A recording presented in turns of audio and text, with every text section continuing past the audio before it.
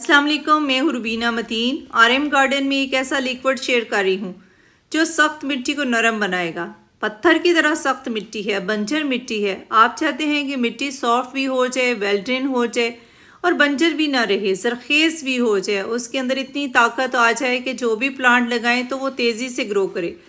जैसे कि आपको मैं गमला दिखा रही हूँ, इसकी मिट्टी बहुत सख्त हो चुकी थी तो मैं चेंज नहीं करना चाह रही थी, इसको सॉफ्ट बनाना चाह रही थी। तो गोडी करेंगे। पत्थर की तरह सख्त मिट्टी है, फंगस भी लग चुकी है, प्लांट को जो भी खुराक डालते हैं वो जड़ों तक नहीं पहुंचती, पत्ते पीले हो जाते हैं।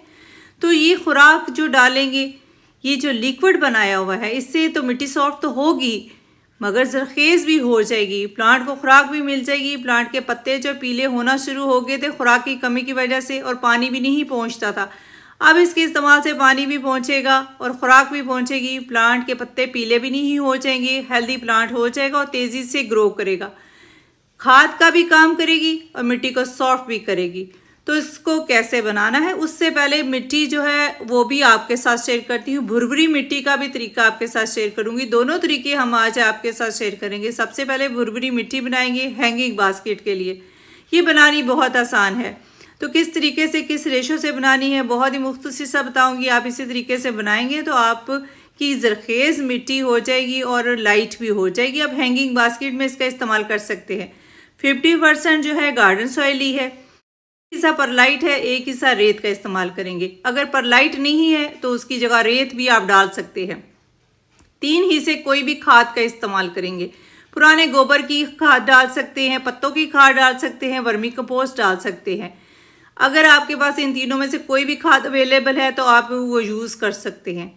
अब इन चारों चीज़ों को मिक्स करेंगे। ताकत से भरपूर फर्टिलाइज़र भी इसमें शामिल हो गई है और इसमें लाइट सी हमने जो चीज़ें इस्तेमाल की हैं, परलाइट का इस्तेमाल किया है, रेत का इस्तेमाल किया है, तो इससे एक तो मिट्टी बहुत लाइट हो जाएगी, दूसरी ताकत से भरपूर हो जाएगी। तो हैंगिंग बास्केट में आप इसको डाल के कोई भी प्लांट लगाएंगे तो वो तेज़ी से ग्रो करेगा क्योंकि उसको खुराक भी मिल जाएगी। टर्टल वाइन जो बिल्कुल शैलो रूट्स होती हैं, बहुत आसानी से ग्रो होने वाला प्लांट है। तो यहाँ पे मैं इसको वैसे ही दूसरे गमले से उठा कर लगा दूंगी। इसको तो फेंक भी दें, वैसे ही किसी गमले में छोड़ दें, शाखों को रख दें तो ये ग्रो कर जाती हैं। इतनी आसानी से ये ग्रो होने वाला प्लांट है। बहुत ही लाइट मिट्टी बन चुकी है। इस तरह इसको सेट कर देंगे, ऊपर भी डालेंगे, साइडों पर भी डालेंगे, पानी डाल देंगे। अब ये हमारा प्लांट भी तैयार हो गया है, ग्रो कर जाएगा कुछ दिनों में और बहुत ही खूबसूरत बास्केट लगेगी। अब इस तरीके से मिट्टी बनाकर हर किस्म का प्लांट लगा सकते हैं। हैंगिंग बास्केट के लिए भी मिट्टी बना सकते हैं और वैसे भी आप गमलों में भी डाल सकते हैं। अगर परलाइट है तो ज़रूर डालें, अगर नहीं है तो आप रेत डाल सकते हैं इसी रेशो से। 3 गिलास पानी डाल दिया है। तो अब इसमें जो चीज़ें डालनी हो उसका रेशो आपको पता होना चाहिए।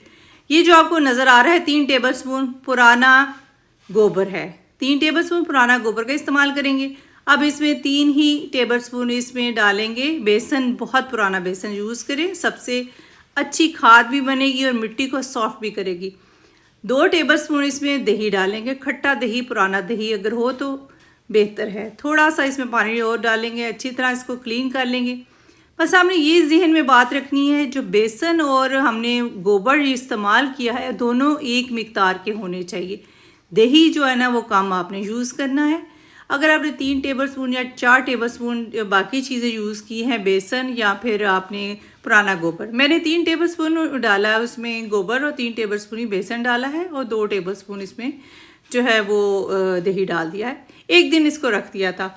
अब ये जो लिक्विड तैयार हो चुका है ये खाद का भी काम करेगा और जब इसका हम इस्तेमाल करेंगे तो मिट्टी को सॉफ्ट करेगा, भुरभुरा करेगा। सख्त मिट्टी है, बंजर मिट्टी है तो वो जरखेज़ हो जाएगी। जितना लिक्विड तैयार हुआ है, खाद तैयार हुई, उतना ही इसमें पानी डालेंगे। 1 दिन रखा है, अगर ज़्यादा दिन रखेंगे शदीद सर्दी में, 2 दिन रखेंगे तो डबल पानी, 3 दिन रखेंगे तो 3 गुना पानी डालेंगे। अब मैंने बराबर का पानी डाला है। ताकत से भरपूर फर्टिलाइज़र भी तैयार हो चुकी है और मिट्टी को सॉफ्ट और भुरभुरा भी करेगी। सख्त मिट्टी है, आप नहीं चेंज करना चाहते तो ये लिक्विड बनाएं और अपने प्लांट्स को दे सकते हैं। कितना देना है, किस रेशो से देना है।